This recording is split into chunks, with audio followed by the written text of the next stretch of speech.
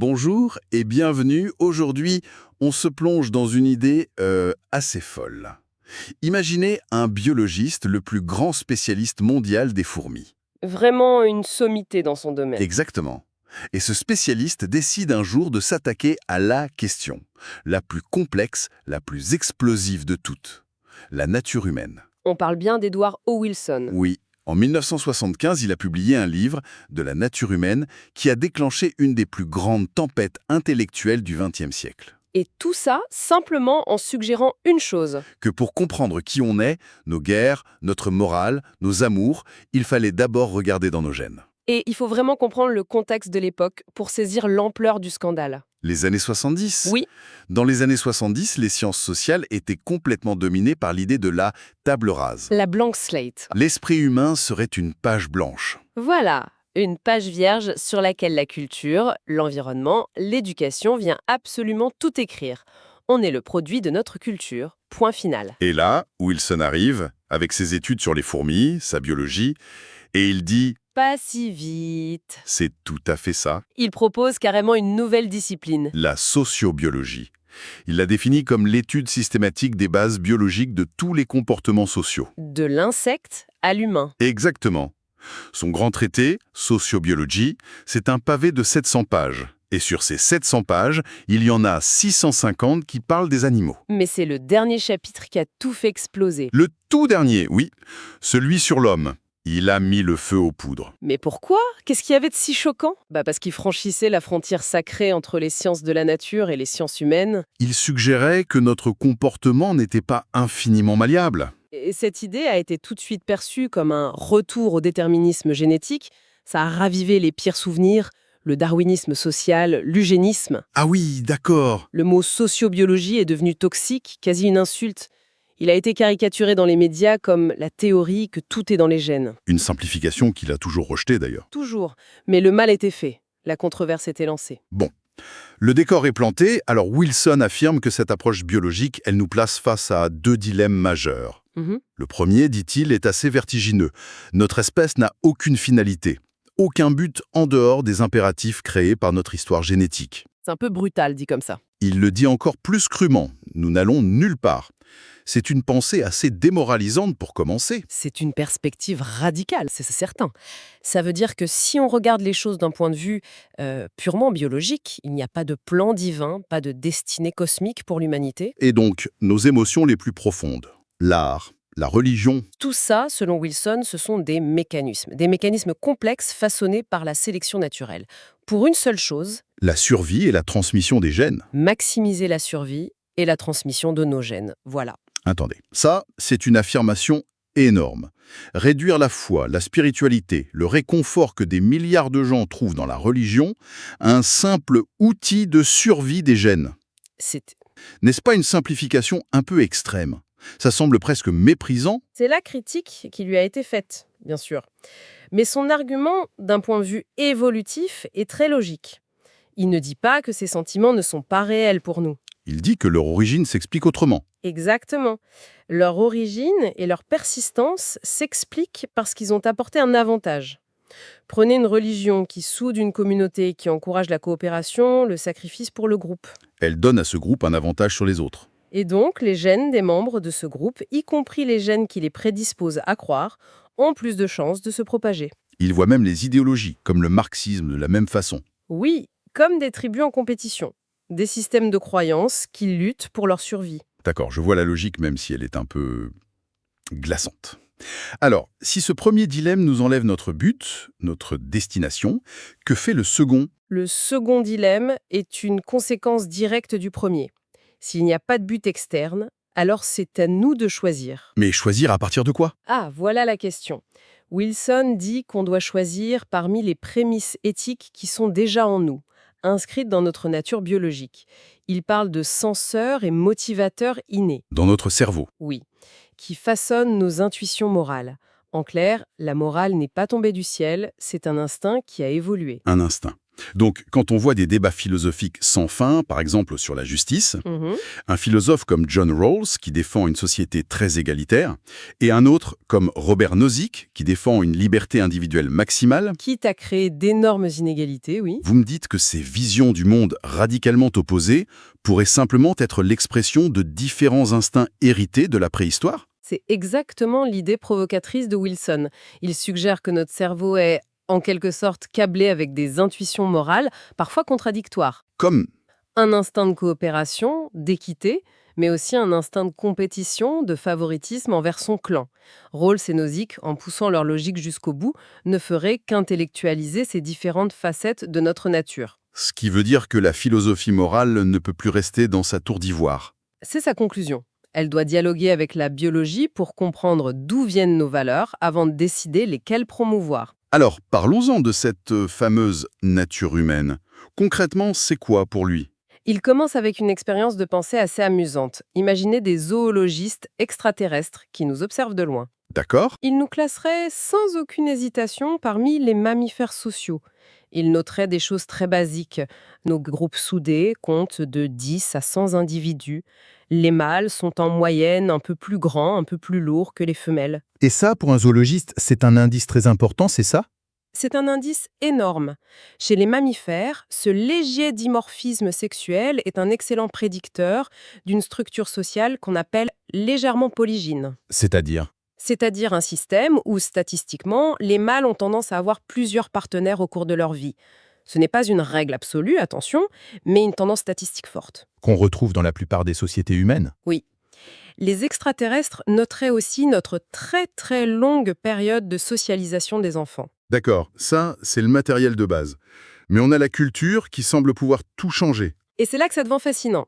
Wilson s'appuie sur les travaux de l'anthropologue George Murdoch, qui a compilé une liste d'universaux culturels, Des choses qu'on retrouve partout. dans toutes les sociétés humaines connues sans la moindre exception. La liste est immense. La cuisine, la danse, les rites funéraires, le droit, les tabous sur l'inceste, la fabrication d'outils, les jeux. Le sens de l'humour, les mythes. Exactement. Donc, même si nos cultures semblent infiniment variées en surface, elles seraient toutes construites sur une sorte de châssis commun. C'est tout à fait ça. La culture ne part pas de zéro. Elle opère sur un terrain de jeu qui est déjà balisé par la génétique. Il parle d'une laisse élastique, je crois. Oui, la culture est une laisse, mais une laisse élastique. Elle peut s'étirer très loin, mais elle est toujours rattachée à notre biologie.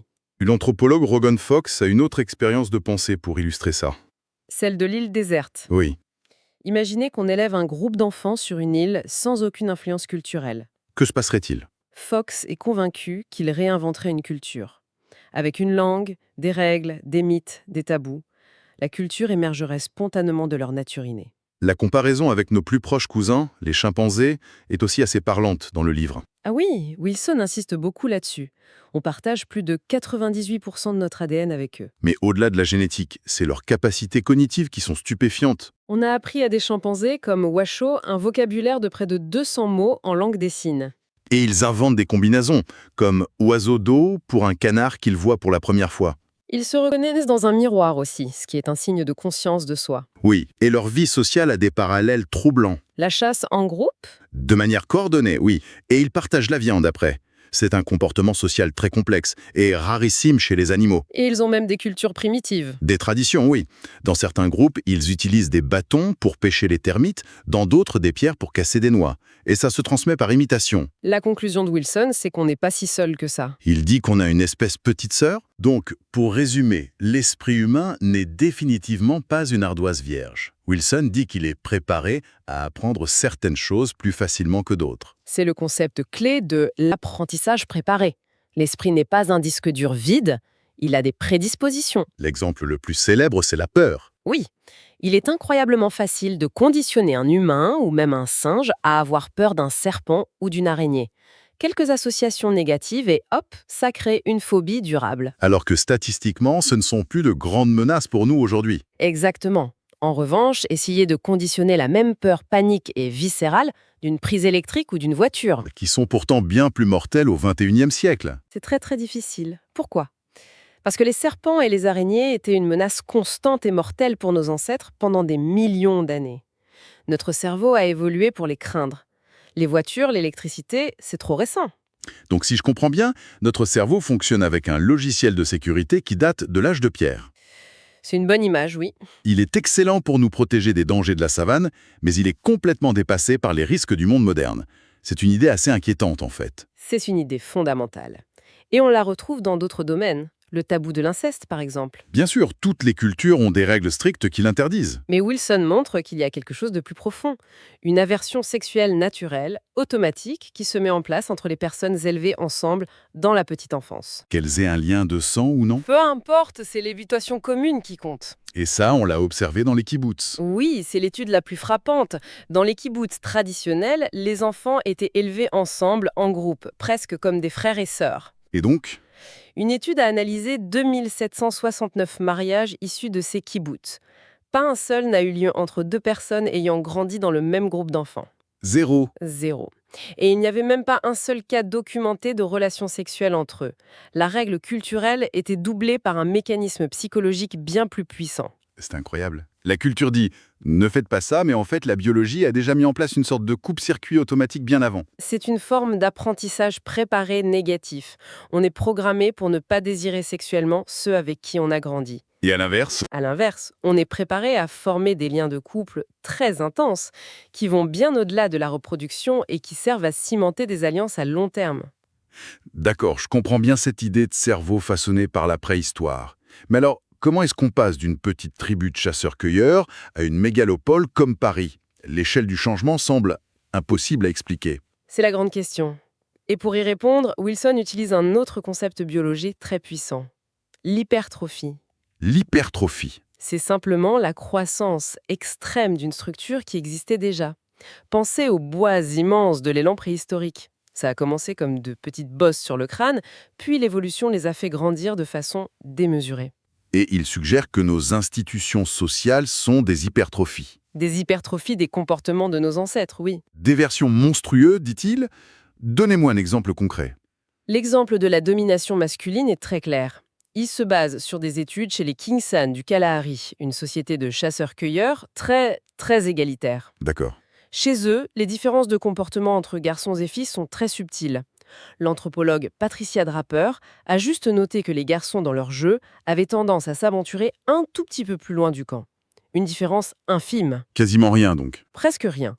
Mais Draper a aussi étudié des groupes King qui se sont sédentarisés, qui sont devenus agriculteurs. Et là, Là, en une seule génération, cette minuscule différence a été amplifiée de façon spectaculaire. comment ça? Les garçons qui s'éloignaient déjà un peu plus sont maintenant envoyés loin du village pour garder les troupeaux. Les filles, qui restaient un peu plus près, sont maintenant cantonnées à la maison pour les tâches domestiques. Et d'un coup, on voit apparaître le schéma classique. Voilà, division sexuelle du travail et domination masculine. C'est un effet cliquet. La culture a saisi une petite prédisposition biologique et l'a hypertrophiée. Ça me fait penser à notre instinct pour le sucre et le gras, un atout pour la survie sur la savane où les calories étaient rares. Exactement. Mais aujourd'hui, avec un supermarché à chaque coin de rue, ce même instinct devient une recette pour l'obésité. C'est ça l'hypertrophie en action, non? C'est une parfaite analogie. C'est le même mécanisme. Et il l'applique même à des croyances religieuses très complexes. Ah oui? Il cite l'hypothèse de l'anthropologue Marvin Harris sur le cannibalisme rituel chez les Aztèques. Une pratique qui nous semble barbare, incompréhensible. Mais Harris suggère que ça pourrait être une réponse hypertrophiée à une carence terrible en protéines animales dans leur environnement. Ça fout de penser que des rituels aussi élaborés pourraient avoir pour origine un problème très pragmatique du type « on manque de viande ». Ou l'exemple inverse, en Inde, avec le statut sacré de la vache. Pourquoi ne pas la manger alors que la faim est un problème majeur ? Quelle est l'explication? L'explication écologique est que, dans une période de crise, la valeur de la vache, vivante pour son lait, son fumier, sa force de traction, est devenue supérieure à sa valeur comme source de viande. Le tabou religieux serait une hypertrophie d'une stratégie de survie très rationnelle. Donc des croyances qui nous paraissent irrationnelles peuvent avoir des racines profondément adaptatives. C'est son argument. Au final, après tout ça, l'idée la plus forte que Wilson nous laisse, c'est que cette nature humaine, ce mélange d'adaptation à un environnement disparu, ce n'est pas une condamnation. Non, et c'est le point le plus important et le plus optimiste de son livre. Il ne dit pas « nous sommes les esclaves de nos gènes ». Il dit le contraire. Il dit « nous sommes enfin en train de comprendre le plan de la prison, ce qui nous donne une chance de nous en évader Pour la première fois, on peut analyser nos propres prédispositions. ». C'est ça. Il a cette phrase assez vertigineuse. Il dit qu'on peut maintenant choisir parmi les éléments de la nature humaine en nous référant à des systèmes de valeurs que ces mêmes éléments ont créés. On se mord un peu la queue là, non? Complètement. C'est le défi ultime. On doit utiliser notre cerveau évolué pour décider comment déjouer notre propre cerveau évolué. C'est exactement ça.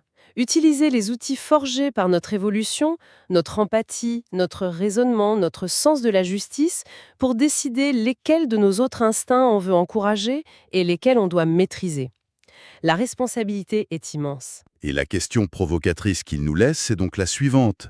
Maintenant que la science commence à nous révéler les mécanismes biologiques de nos émotions, de notre morale, qu'allons-nous en faire? Est-ce que cette connaissance est un danger parce qu'elle risque de dissoudre nos mythes, nos certitudes? Ou au contraire, est-ce qu'elle nous donne, pour la toute première fois, le pouvoir de dessiner consciemment un avenir qui ne soit plus dicté par les impératifs aveugles de notre passé?